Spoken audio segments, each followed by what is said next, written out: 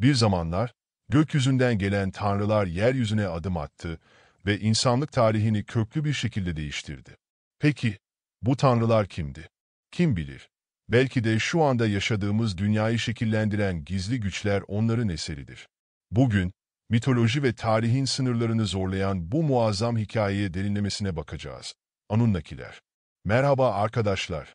Bugün, insanlık tarihinin en esrarengiz ve tartışmalı konularından birine, Anunnakilere dalacağız. Bu tanrılar, eski Mezopotamya'nın derinliklerinden çıkıp, hem bilim kurgu hem de mitoloji dünyasının kalbinde yer alıyor. Sümer tabletlerinde yazılı efsanelerden, günümüzün en ilgi çekici teorilerine kadar, Anunnakilerin etkisi hala tartışma konusu. Sizce, eski zamanların bu tanrıları gerçekten var mıydı? Yoksa sadece birer efsaneden mi ibarettiler? Ya da belki de anlatılanlar, tarih ve mitolojinin birbirine karıştığı karmaşık bir tabloyu mu oluşturuyor? Bu soruları yanıtlamaya çalışırken, eski uygarlıkların ve onların mistik varlıklarının dünyamızı nasıl etkilediğine dair derin bir keşfe çıkacağız. Hadi, bu eski tanrıların sırlarını birlikte çözmeye başlayalım. Anunnaki, tanrıların bir grubunu temsil eder. Mezopotamya'nın eski kültürlerinde, özellikle Sümer, Akkad, Babil ve Asur'da, bu tanrılar oldukça önemli roller üstlenmişlerdir. Onlara göklerin ve yerin tanrıları denir ve pek çok efsanede insanlığın yaratılışı ve evrenin düzeniyle ilgili önemli yerleri vardır. Ama bu tanrılar hakkında bildiklerimiz ne kadar doğru? İşte bu konuda 3 ana ihtimali değerlendireceğiz. Birinci ihtimal, Anunnaki hikayeleri tamamen kurgu.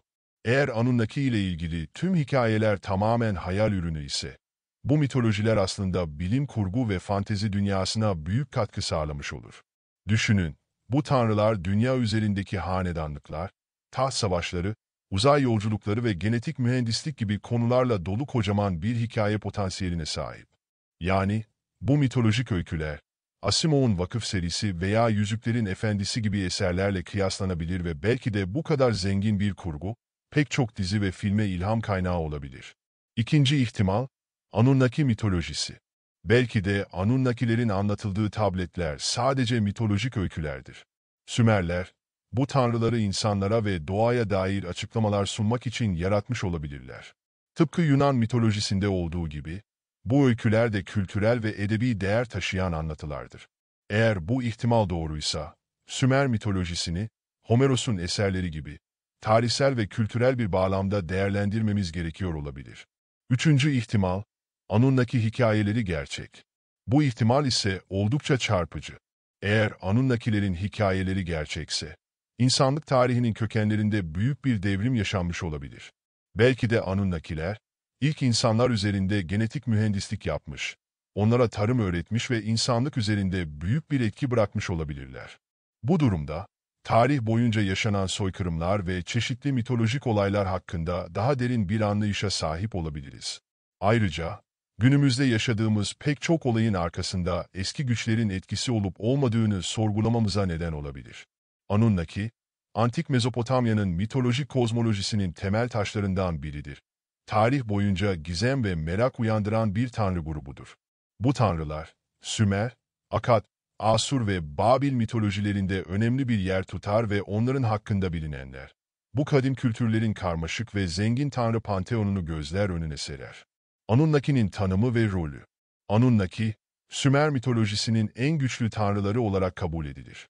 Gök tanrısı An ile yer tanrıçası Ki'nin torunları olarak bilinirler ve onların başlıca işlevi insanlığın kaderini belirlemektir. Sümer yazıtlarına göre, Anunnaki, göklerin ve yerin en güçlü varlıklarıdır. Birçok metinde, özellikle İnanna'nın Ölüler Diyarına inişi gibi epiklerde, Anunnaki, yeraltı dünyasında Eleşkigal'ın tahtının önünde oturan 7 yargıç olarak tasvir edilirler. Bu betimleme, onların sadece tanrısal değil, aynı zamanda yargı ve adalet alanında da egemen olduklarını gösterir. Önümleri ve betimlemeleri. Eski Babil döneminde, Anunnaki genellikle yeraltı dünyasının tanrıları olarak görülmüştür. Göklerin tanrıları ise İgigi olarak adlandırılmıştır. Hititler, Anunnaki'yi yeraltı dünyasına sürülen eski tanrı nesli olarak tanımlamıştır. Anunnaki'nin tasvirleri genellikle insan biçimindedir. Ancak bu tanrılar devasa fiziksel büyüklükte ve insanüstü güçlerle donatılmış olarak betimlenir. Genellikle, melam adı verilen bir maddeyle tasvir edilirler ki bu madde tanrıların ihtişamını ve korkutuculuğunu artırır. Tapınma ve ikonografi. Anunnaki'nin tapınımına dair doğrudan kanıtlar sınırlıdır çünkü her bir tanrı için ayrı bir kült vardı. Mezopotamya'da tanrı heykelleri tapınma objeleri olarak büyük bir önem taşır ve bu heykellere sürekli özen gösterilir. Rahipler tarafından bakım yapılırdı. Tanrıların tapınakları, onların yaşadığı yerler olarak görülür ve bu tapınaklarda çeşitli ritüel eşyalar, örneğin savaş arabaları ve tekneler bulunurdu. Ayrıca, tanrıların ilahi meclislere katıldığına inanılırdı ve bu meclisler, Mezopotamya'daki erken demokratik sistemlerin bir yansıması olarak değerlendirilirdi. Mythologic Archiplan, Anunnaki terimi, bilinen en eski kullanımlarında Gudea dönemine ve 3. Ur Hanedanlığı dönemine tarihlenen yazıtlarda ortaya çıkar. Bu metinlerde, Anunnaki, Sümer Panteonu'nun en güçlü ve önemli tanrıları olarak tanımlanmıştır. Tanrı grubunun içinde genellikle gök tanrısı An, hava tanrısı Enlil, su ve bilgelik tanrısı Enki, toprak tanrıçası Ninhursak, ay tanrısı Nanna, güneş tanrısı Utu ve aşk ve savaş tanrıçası Inanna bulunur. Anunnaki'nin tam üyeleri hakkında bazı eksiklikler bulunmakla birlikte, çoğu zaman bu tanrılar yazgıları belirleyen 7 tanrı olarak anılmıştır. Sümer metinlerinde, Anunnaki'nin sayısı ve rolleri hakkında bazı tutarsızlıklar mevcuttur. Ancak genel olarak, Anunnaki'nin güçlü göksel tanrılar olarak kabul edildiği görülür. Örneğin, Enki ve Dünya Düzeni şiirinde, Anunnaki Enki'ye saygı gösterir ve insanlığın kaderini belirler. Sümer mitolojisinde, tanrıların belirli gök cisimleriyle ilişkilendirildiği gözlemlenir. Inana'nın Venüs, Utu'nun Güneş, Nanna'nın ise Ay olduğu düşünülür. An gök ekvatorunun yıldızlarıyla, Enlil kuzey gökyüzünün yıldızlarıyla, Enki ise güney gökyüzünün yıldızlarıyla ilişkilendirilmiştir. Anunnaki'nin bu kadim ve karmaşık dünyasında, her bir tanrı ve tanrıça, evrenin işleyişi ve insanlığın kaderi üzerinde derin etkiler bırakmıştır. Bu mitolojik figürler, Mezopotamya'nın ruhsal ve kozmik anlayışını yansıtan zengin bir miras sunar. Anunnaki'nin mitolojik serüveni, Mezopotamya'nın kadim ve karmaşık tanrı dünyasını anlamamıza ışık tutuyor. Akkad, Babil ve Asur dönemlerinde bu tanrılar, yeraltı dünyası ile gökyüzü arasında bir köprü kurarak, zamanla tanrıların rollerinin ve adlandırmalarının nasıl değiştiğini gösteriyor. Akkad, Babil ve Asur dönemlerinde Anunnaki. Akkadca metinlerde, Anunnaki genellikle yeraltı dünyasının tanrıları olarak tasvir edilir. Özellikle Inanna'nın ölüler diyarına inişi metninde, Eleşkigal'in Anunnaki ile su içtiği ifade edilir. 2. Bin yılda, Anunnaki'nin bu dönemdeki rolü büyük ölçüde yeraltı dünyası ile ilişkilidir. Göksel tanrılar ise İgigi olarak adlandırılır. 1. Babil Hanedanlığı döneminde ise İgigi adıyla bilinen yeni bir tanrı topluluğu ortaya çıkar. Anunnaki ve İgigi arasındaki ilişki karmaşıktır. Bazı metinlerde bu isimler eş anlamlı kullanılsa da, diğerlerinde belirgin bir ayrım yapılır.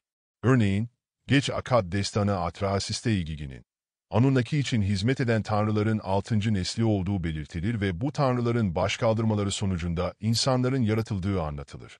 Orta Babil döneminde, Anunnaki terimi genellikle yeraltı dünyasının tanrıları için kullanılırken, İgigi göksel tanrılar olarak anılır. Bu dönemde Anunnaki'nin güçlü üyeleri arasında Damkina, Nergal ve Magnu gibi tanrılar yer alır. Gılgamış destanında, büyük tufandan kurtulan Utnapiştim, Anunnaki'yi yeraltı dünyasının 7 yargıcı olarak tanımlar.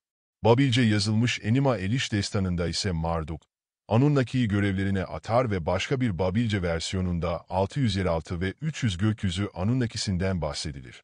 Bu, karmaşık bir yeraltı dünyası kozmolojisinin varlığını işaret eder. Yeni Asur İmparatorluğu döneminde, Marduk, Anunnaki'den oluşan bir orduyu Nippur şehrine yönlendirir ve kaosa neden olur. Marduk'un bu eylemleri sonucunda Enlil ve diğer Anunnaki tanrıları esir alınır ve Nippur tanrılarına isyan ettirilir.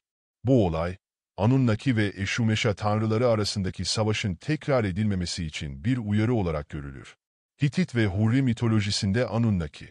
Hitit ve Hurri mitolojilerinde, Anunnaki'nin eski bir tanrı nesli olarak yeraltı dünyasına sürüldüğü anlaşılır. Hitit yazılı kaya kabartmalarında, Anunnaki'nin yeraltı dünyasının 12 tanrısı olarak betimlendiği görülür. Hitit ve Hurri mitolojilerine göre, bu eski tanrılar genellikle genç tanrılar tarafından yeraltı dünyasına sürülmüştür. Hititler, Anunnaki'yi tanrısallık ile ilişkilendirir. Hitit ve Hurri metinlerinde Anunnaki'nin isimleri sık sık değişse de genellikle 8 üyeden oluştuğu belirtilir. Örneğin, bir Hitit ritüelinde eski tanrıların isimleri şöyle sıralanır. İlahi Aduntarli, Zulki, Dünyanın Efendisi İrpitia, Nar, Namar, Minki, Amunki ve Pi. Ancak bu eski tanrıların belirli bir kültü bulunmaz. Bunun yerine Hurri ve Hititler bu tanrılarla iletişim kurmak için çeşitli ritüeller uygularlardı.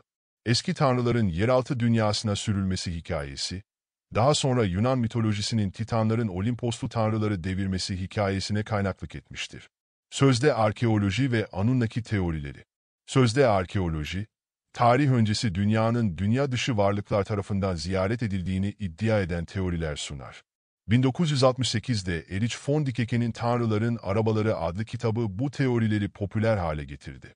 Von Däniken, Sümer metinlerini ve eski ahiti dünya dışı ziyaretler için delil olarak gösterdi. 1976'da Zecharia Sitchin, The Twelfth Planet adlı kitabında Anunnaki'nin Nibiru gezegeninden gelen gelişmiş bir dünya dışı tür olduğunu ve altın madenciliği yapmak için dünyada bir üs kurduklarını öne sürdü. Sitchin'e göre, Anunnaki, Homo erectus ile melezlenmiş köle madencisi insanlar yaratmış ve büyük tufan sırasında gezegenin yüzeyini terk etmek zorunda kalmışlardır. Sitchin, bu teorileri daha sonraki eserlerinde genişletti ve Anunnaki'nin 2012'de dünyaya döneceğini iddia etti. Ancak, Sitchin'in teorileri ana akım tarihçiler tarafından reddedilmiştir. Tarihçiler, Sitchin'in Sümer metinlerini bağlamlarından kopardığını ve yanlış anlamlar çıkardığını belirtmişlerdir.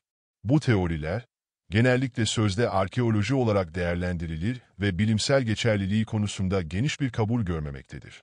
Sonuç olarak, Anunnaki'nin Mezopotamya'daki tanrı dünyasındaki rolü, dönemin mitolojik ve kültürel dinamiklerini anlamamız için önemli ipuçları sunar. Bu karmaşık mitolojik yapı, tanrıların rolü ve ilişkileri hakkında kapsamlı bir anlayış sağlar ve hem tarihi hem de mitolojik açıdan zengin bir dünya sunar.